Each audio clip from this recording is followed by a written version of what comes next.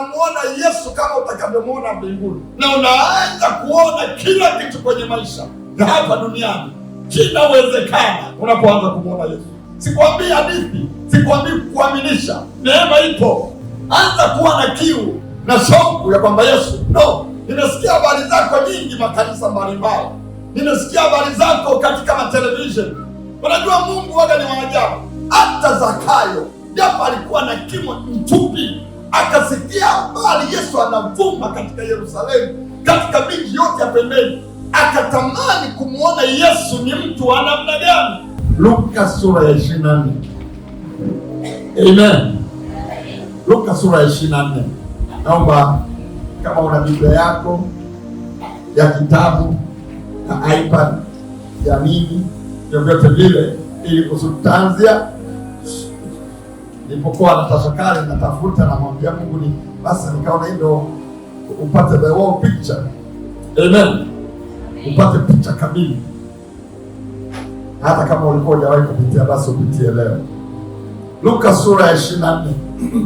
Taanzia kule mstari wa 20 na kwanza mstari wa kwanza. Hata siku ya kwanza ya juma, mimi nitasoma mstari wa 1 na nyie mtasoma mstari unaofaa. Tutapokezana ili kusudi msinitegee. Amina. Bwana Yesu sana. Nikisoma wa kwanza unasoma wa pili, nikisoma wa tatu unasoma wa 4, soma wa 5 unasoma wa 6. Twende kwa pamoja. Hata siku ya kwanza ya juma ilipoanza kupambazuka, walikwenda kaburini wakayaleta manukato walioweka tayari.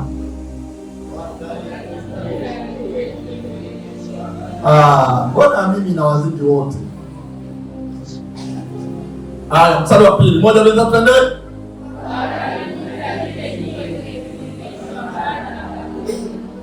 Wakaingia wasiuone mwili wa Bwana Yesu.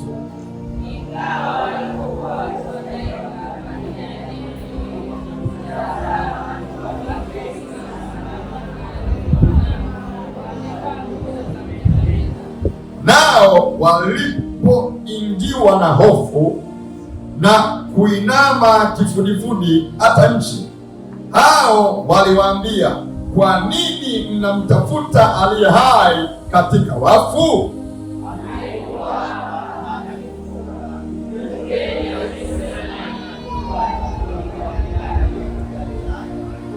Sasa wakati nasoma mstari wa 7, wewe unatafakari na wewe mstari wa 8 na 10. Yaani twende pamoja. Akisema, imempasa mwana wa Adamu kutiwa mikononi mwa mstari wa 7. Akisema, imempasa mwana wa Adamu kutiwa mikononi mwa wenye dhambi na kusulubishwa na kufufuka siku ya 3. Kuna nafasi mbili hapa. Moja, mbili, tatu, twende.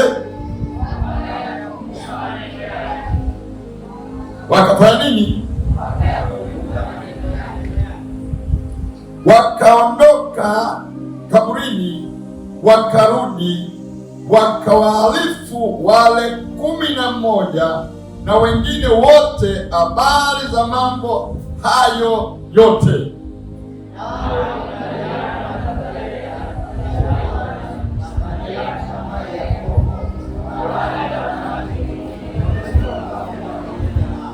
Hao waliwaambia mitume habari ya mambo hayo.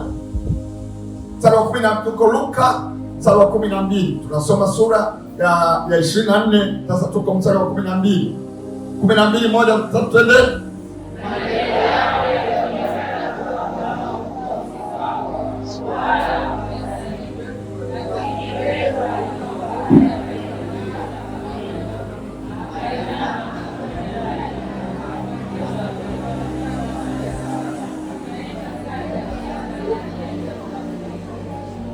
Na tazama, siku ile ile watu wawili miongoni mwao walikuwa wakienda kijijini kimoja jina lake Emausi, kilichokuwa mbali na Yerusalemu kama mwendo wa saa 2.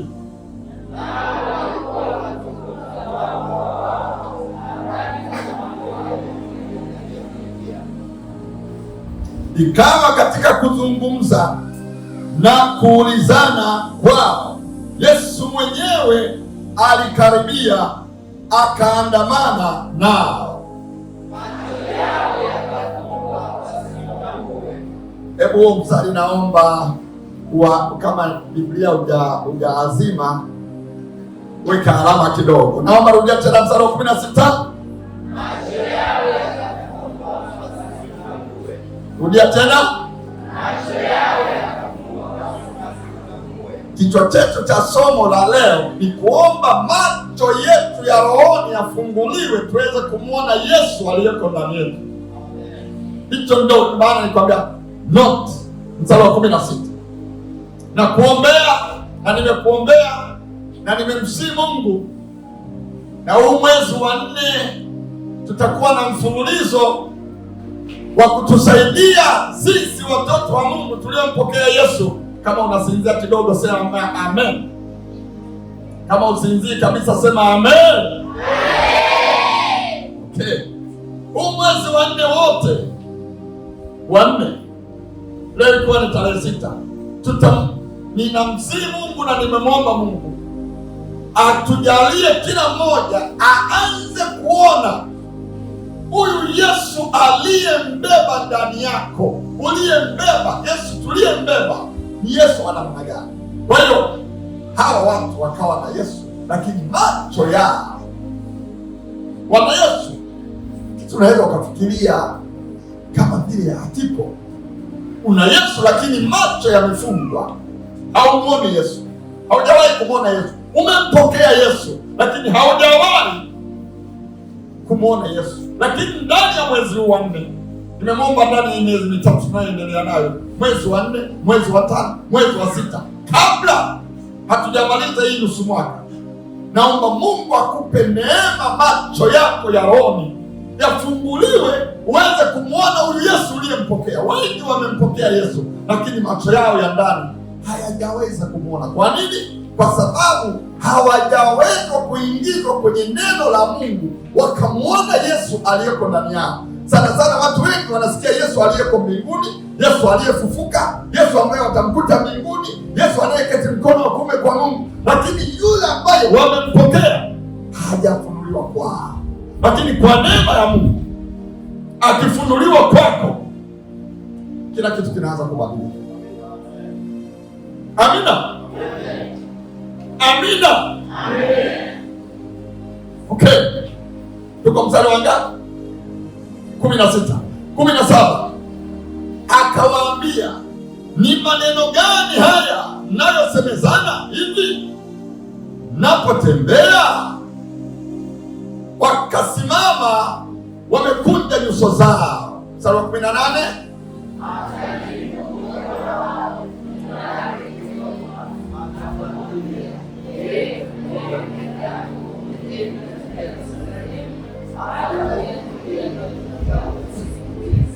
Akawauliza mambo gani? Wakamwambia mambo ya Yesu wa Nazareti, aliyekuwa mtu nabii mwenye uwezo katika kutenda na kunena mbele za Mungu na watu.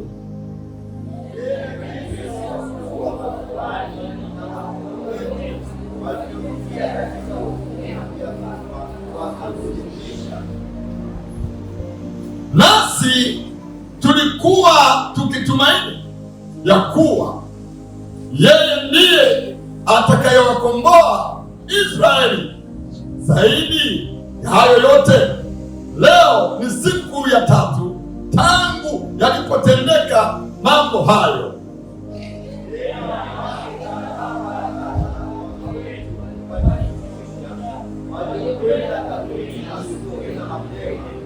Wasiuone mwili wake, wakaja wakasema ya kwamba wametokewa na malaika waliosema kwamba yu hai.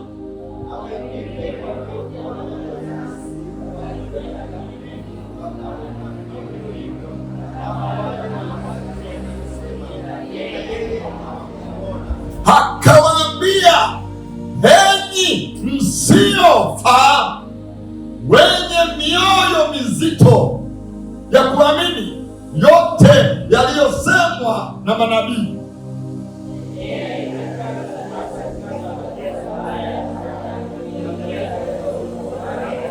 Akaanza kutoka Musa na manabii wote, akawaeleza katika maandiko yote mambo yaliyomhusu yeye mwenyewe.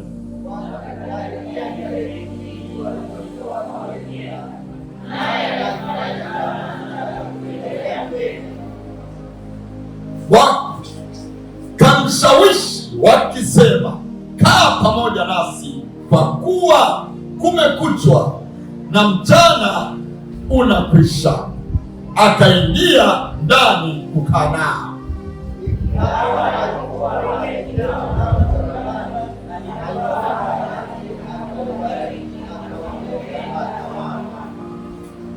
Yakafumbuliwa macho yao, wakamtambua, kisha akatoweka mbele yao. Naomba na mstari weka noti.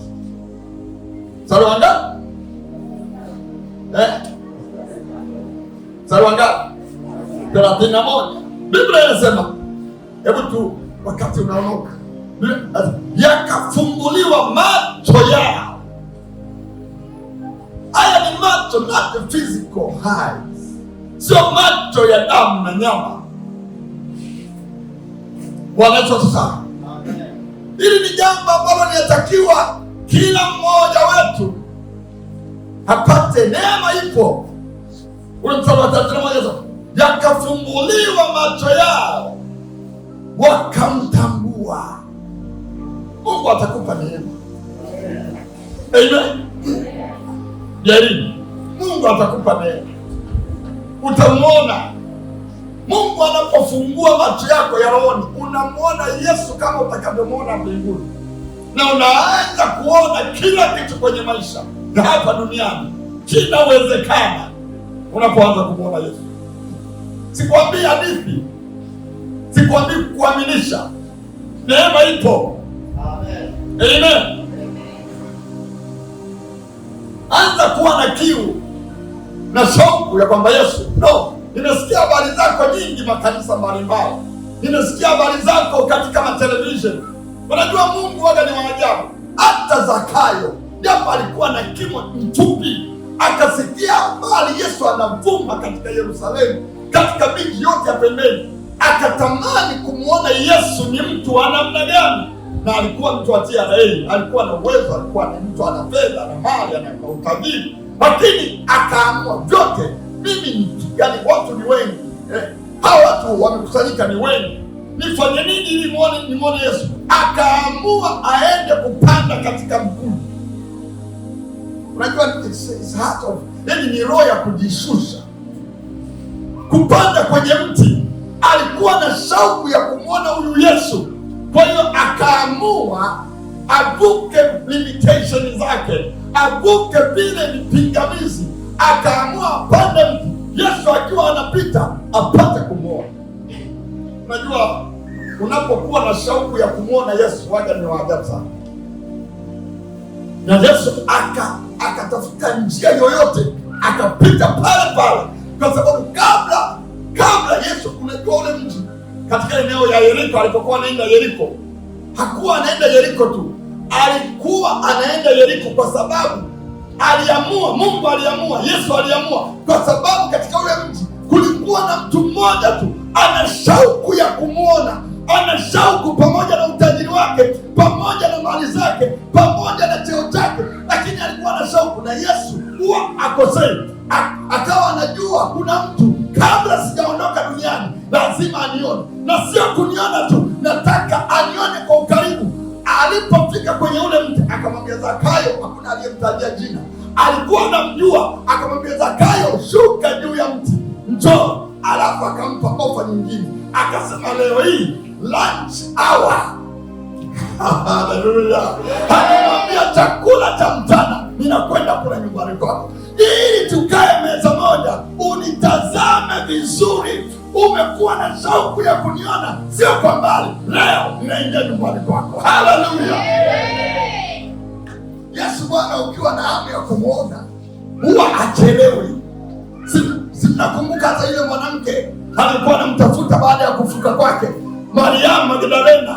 aliyekwenda kuamsha mitume akawaambia ameibiwa, lakini sijui amemweka wapi. Wale wanaume wakaangalia kaburini, hakuona kitu, wakarudi nyumbani. Yule mama akabaki pale kaburini, akaomba tena, macho ya roho yakafunguliwa, akaona malaika. Wakamuuliza, mama, unatafuta nini? Akasema, namtafuta Yesu. Kuangalia nyuma, anafikiri ni mtunza bustani. Akasema, mama, unatafuta nini? Akasema, kama umemchukua niambie nimrudishe, maana huyu ndiye aliyeniponya, huyu ndiye aliyenisaidia, namtaka huyu. Yesu akamwambia, Mariamu. Akasikia sauti ya Bwana wake, akasema, Rabboni, mwalimu wangu. Akasema, usiniguse, sijaenda hata mbinguni kwa Baba, ila kwa sababu umenitafuta, nimeona lazima nijidhihirishe kwako. Ukimtafuta Yesu kwa moyo wako, lazima utamuona. Anataka mtu anayemtafuta. Haleluya! Sema Yesu yu hai. Sema Yesu yu hai. Yeyote anayekuwa na shauku kwenye maisha yako anasema, no, I want to see Christ, nataka kumuona Kristo. Nakwambia hata kama mabilioni ya dunia hawatamuona, wewe utamuona. Amina. Wajifichi kwa yule ambaye nataka nimuone. Mstari wa 31 unasemaje? Bwana Yesu asifiwe. Mstari wa 31 anasema, yakafumbuliwa macho yao. Yani yakafunguliwa, sio haya. Kuna namna fulani Mungu anaondoa utando wa ndani, unamuona yeye asionekana na watu wengi. Come on. Bwana Yesu asifiwe. Yakafunguliwa macho yao, wakamtambua, kisha akatoweka mbele yao. 32 tusome moja bila tende.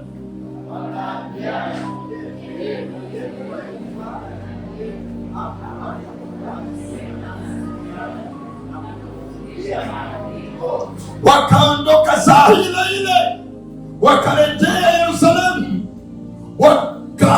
wakuta wale 11 wamekutanika. Unajua kwa nini Yesu aliwatokea hawa wawili? Hawa wawili, kwa nini Yesu hakutokea wale mitume 11? Hawa wawili walikuwa wanajiuliza, huyu tulikuwa tunamtegemea, huyu tulikuwa tunajua ndio Mwokozi. Jamani, yani wanatafakari juu yake, wanasema tumpate wapi tena? Hawa watu sijui Mungu atawafanyaje. Yani ndani ya mioyo yao walikuwa wanatafakari, yani wanatamani kumuona Yesu. Akasema, msihangaike, akajitokeza kwao. Haleluya! Ukimtaka anaonekana, ukimtaka anaonekana. Sawasawa na katika Mithali 8 mstari wa 17, na wapenda wale wanipendao na wale wanitafutao kwa bidii.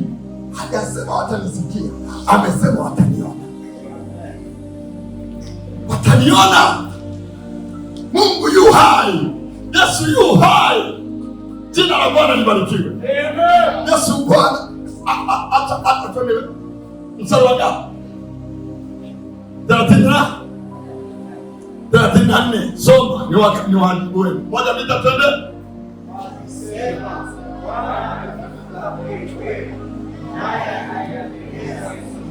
Nao waliwapa habari ya mambo yale ya njiani na jinsi walivyotambulikana nao katika kuumega mkate. 36.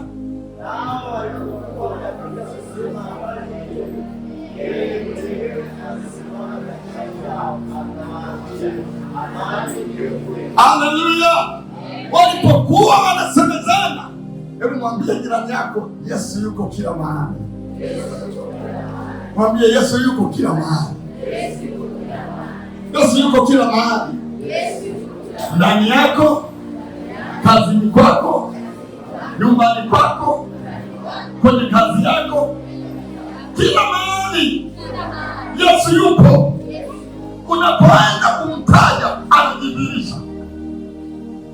Kila mahali utakapomwinua utamuona. Hawa watu wakaja na discussion pale, wakasema yu hai, tumemwona, ametutokea. Hawa watu wakawa ni wabishi. Ndio Yesu ana anamalizaga ubishi. Mwambie jirani yako, Yesu anamalizaga ubishi. Maana wanawake Biblia inasema wakasema, wakaona kama ni upuuzi, hawakuamini. Hawa watume wengine wakaja wakaambia Yesu amefufuka, tumemwona. Bado walikuwa na mishi. Yesu akaamua ngoja, na Biblia katika Marko akasema alipowatokea akawakemea wale 12 kwa kutokuamini kwao. Wameeleka tumemwona. No. Kuna mtu mwingine anasema, mchungaji umemwona Yesu? Mimi nimemwona live. Anatenda kazi ya ajabu. Mwambie tu Mungu ana upendeleo, atakuvua tu macho. Utamwona ana upendeleo. Akikaa ndani yako anaonekana dhahiri. Victoria, upo. Yesu anakupenda hivyo hivyo. Wala usiwe na wasi. Haleluya. Jina la Bwana libarikiwe. Sema Yesu yu hai. Wakasema hakika amefufuka kweli kweli. Najua maana yake. Nasema hakuna ubishi. Hakika amefufuka kweli kweli. Jina la Bwana libarikiwe. Okay, twende. Sura ngapi? Sura 38. Akawaambia, mbona mnafadhaika? Na kwa nini mnaona shaka mioyoni mwenu? 39. Soma moja mitatu twende.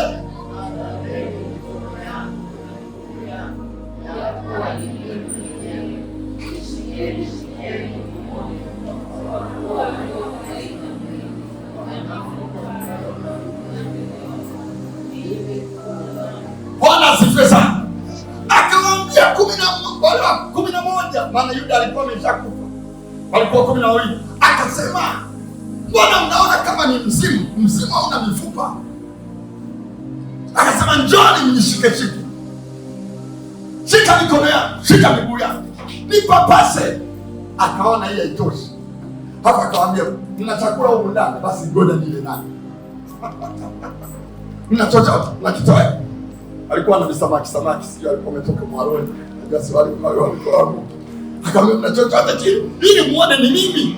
Yaani walikuwa ni wagumu kuamini kwamba Yesu, kama watu wengine wanakuwa wagumu kama Yesu, yaani kwamba Yesu yeye. Bwana Yesu sana. Bwana asifiwe. Amen. Mwambie mwenzako amini mambo ya Mungu. Precious. Mwambie precious. Amen.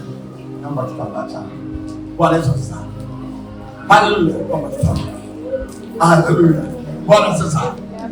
Jina la Bwana libarikiwe. Amen. Amini. Mwambie mtu amini. Amen. Sema amini. Amen. Sema amini. Amen. Kwa mtu kuamini. Mambo ya Mungu yanapita fahamu zetu. Amina. Mambo ya Mungu yanafanya nini? Yanapita fahamu. Mungu akikwambia kitu wewe amini. Nilipokuwa Bukoba nilikuwa naomba.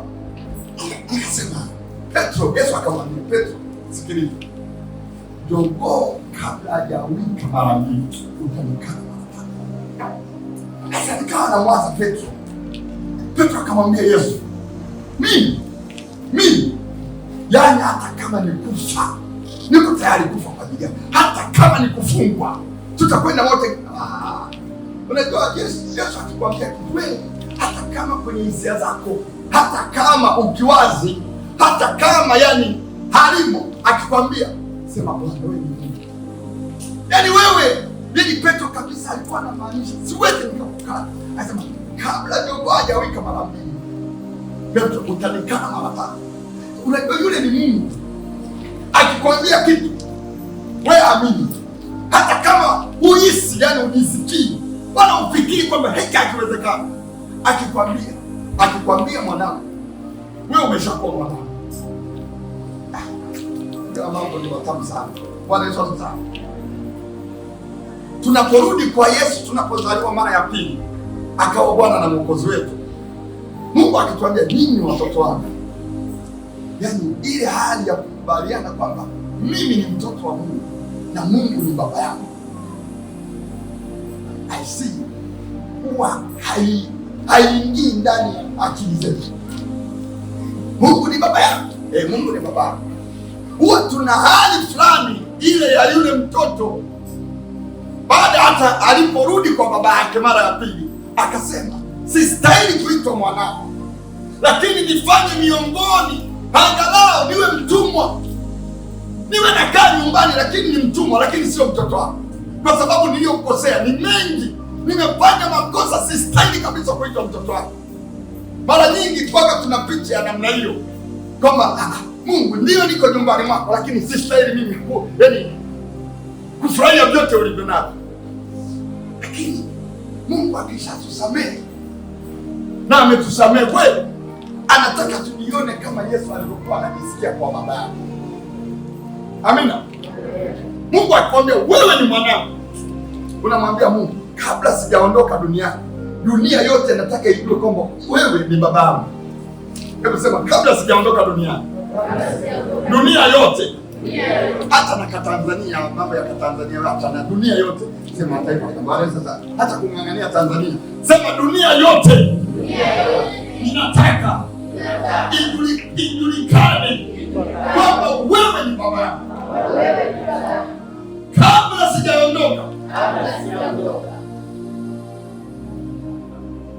Kija kuondoka duniani lazima uondoke kama prince na princess. Mwana wa mfalme ameondoka duniani. Naelewa. Mama Luka angalia anasema haya ni kweli. Asante Bwana Yesu sana. Hayo ndiyo ya kweli Bwana Yesu sana. Mambo Mungu akikwambia kitu amini. Okay, twende. Sura 30 ngapi? Yesu akawaambia mstari wa 39. Naomba tuusome tena moja mitapende. Tazameni mikono yangu na miguu yangu, ya kuwa mimi mwenyewe.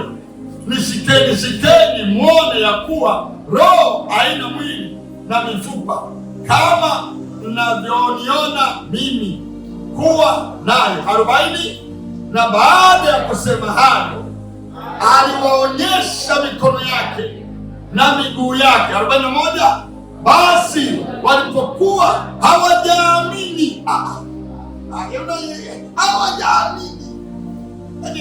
Jamani, usije ukafikiria anakukuta wewe peke yako, yaani wakuta na mpaka leo yanawakuta wanadamu. Ni Yesu kabisa anajidhihirisha. Kuna watu hawamwamini Yesu, yaani ni bora kazi kabisa. Hayakuanza siku hizi, yalianza tangia pale. Amina. Mstari wa ngapi? 41. Moja mtapende. Basi walipokuwa hawajaamini kwa furaha, huku wakistaajabu, aliwaambia, mna chakula chochote hapa? Endelea. Wakampa kipande cha samaki wa kuokwa, akakitwaa akala mbele yao. Yaani akajaribu kuwashawishi baba, mimi sio mzimu. Maana hii mambo ya mizimu, si madini, vilianza zamani, si msukule, vilianza zamani. Yesu anahakikisha kwamba jamani, ni mimi. Leta chakula basi, niangalieni basi. Mpaka kuja kuamini ilichukua muda. Mwambie jirani yako, Yesu yu hai. Mwambie Yesu yu hai. Mungu anafanya mambo ambayo mwanadamu hawezi kuyafanya. Kufufuka kwa Yesu, ndio maana tuna kalenda. Hii kalenda jamani, sio kwamba tangu dunia ilipoumbwa. Unaposema leo ni tarehe 6 mwezi wa 4 mwaka 2026, hii ni kwamba tangu Kristo amekuja duniani ndipo alama iliwekwa, kalenda ya dunia ikaanza kusoma. Sio kwamba tangu dunia ilipo, hii ni tangu Kristo alipokuja duniani. Ametimiza miaka 2026 mpaka leo. Dunia ikaanza wakati huo. Dunia, ulimwengu uliokuwa umeendelea, taifa lilikuwa limeendelea ni la Kirumi. Kwa hiyo tangia hapo kalenda ikawekwa. Hii miaka uliyosema leo tarehe ngapi? Tarehe 6. Mwezi wa ngapi? Mwezi wa 4. 2026. Sio kwamba dunia ilipoumbwa, au ni taifa la Tanzania ilipopata uhuru, au Marekani au Uingereza au China. No, ni tangu Kristo alipokuja. Leo ametimiza miaka 2026. Kalenda imeanzia hapo. Kwa hiyo kuja kwa Yesu na kufuka kwa Yesu, it is an historical, world historical, global historical. Ni dunia nzima inatambua. Wakisema kalenda ilitokea wapi, unajua tangu Kristo alipozaliwa duniani. Kalenda ikaanza kuhesabu, watu wakaanza kuhesabu, zinahesabiwa siku za Kristo tangu amezaliwa. Bwana Yesu sasa. Amen. Muulize mwenzako, hivi kalenda ina maana gani? Kalenda ilitokea wapi? Sio kuumbwa kwa dunia. Iliwekwa alama ya kujua kwamba Kristo tangu alipokuja duniani. Ndio kalenda tunayoisoma. Ametimiza miaka 2026 na siku 4 leo na siku 6 leo. Dunia nzima inajua. Alifanya ulimwengu yani ubadilike, uwekewe alama. Amen. Amen. Okay. Mstari wanga? Mstari wanga? Mstari wanga? 42. Okay. Nani? Okay, twende mstari wa 44. Moja mbili twende. Kisha akawaambia, hayo ndiyo maneno yangu niliyowaambia nilipokuwa nikali pamoja nanyi, ya kwamba ni lazima yatimizwe yote yaliyoandikwa katika Torati ya Musa na katika manabii na Zaburi. Mstari wa 45, ndipo akawafunulia akili zao wapate kuelewa na maandiko. Naomba una huo mstari utie, ndipo akawafunulia akili zao. Na weka alama. Kuna vitu Mungu atakusaidia sana. Mstari wa 45 sasa, ndipo akawafunulia akili zao. Kumbe akili zinahitaji zifunuliwe kitu fulani ili kiweze kuonekana. Amen. Ndipo akawafunulia akili zao wapate kuelewa na maandiko. Na Mungu ndani ya miezi 3 na kuomba Mungu akujalie sana usikose. Yani najua wengine wakati mwingine Jumatano mnakuwa mbali, sawa, is okay. Wengine wako kwa moyo, wengine wako city center, wengine wako huko, it's okay. Lakini Jumapili mfululizo haya maandiko tutakapokuwa tunaelekea kumuona Yesu ndani ya maisha yako, usikose. Mwezi wa 4, wa 5, wa 6 itakuwa series. Umuone, nataka nikwambie kwa jina la Yesu, utamuona tu. Utamuona mwanamume huyu, utamuona, hakuna aliyemtafuta asimuone. Umekuwa ukisikia habari zake, si kumwamini tu, lakini utamuona. Unaweza ukaniuliza, mchungaji mtamuonaje? Utamuona. Wewe utakapomuona utaniambia mwenyewe, utashuhudia, mchungaji nimemuona. Nilikuwa sijui naweza nikamuona Yesu. Mimi kwa kuwa nimemuona mchungaji wako, nitakufundisha mpaka utamuona. Utamuona tu, si kumwamini tu, utamuona. Amen. Okay, aliza mstari wangapi? Mstari wangapi? 46. Moja mbili tatu twende. Akawaambia, ndivyo ilivyoandikwa kwamba Kristo atateswa na kufufuka siku ya 3. 47.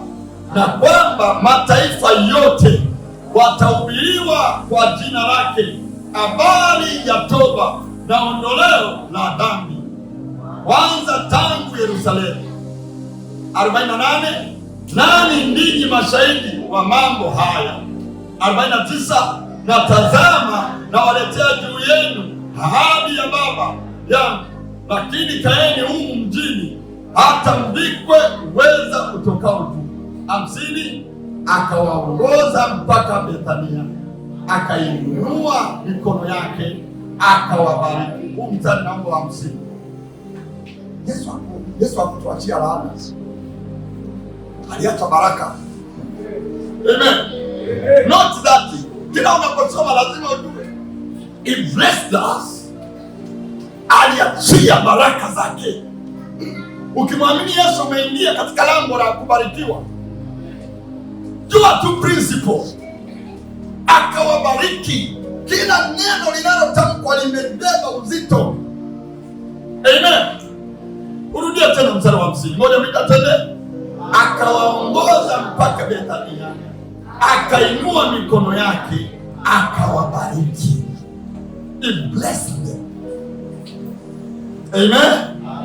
51. Ikawa katika kuwabariki alitengana nao, akachukuliwa juu mbinguni. 52. Wakamwabudu, kisha wakarudi Yerusalemu wenye furaha kuu.